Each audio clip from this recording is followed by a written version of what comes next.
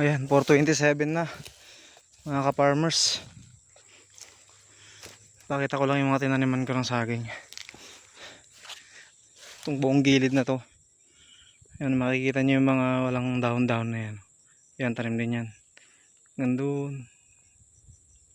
Hindi kasi masyadong malinaw tong camera eh. Pero kita naman. Tapos yan oh. Yan, yung mga puti-puti na yan. Tanim natin yan. Yan, maliit. Hanggang doon sa may taas. Taniman na natin lahat. So ang gagawin na lang natin sa susunod ay mag-aano na lang tayo, magsusugot kung tawagin sa amin yung mga dati ng tanim na walang tanim. Mga dati ng tanim na bagta-bagtaw pala. Lalagyan natin yun. Yun ang tinatawag sa amin na magsusugot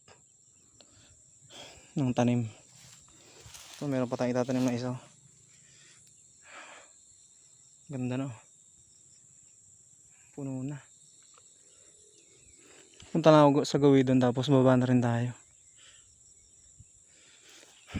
Ganda ng kano eh, umulan. Umulan habang tatanim ako, sarap. Hindi mainit tapos mabubuhay agad yung tanim. So yun lang po, salamat po sa panonood.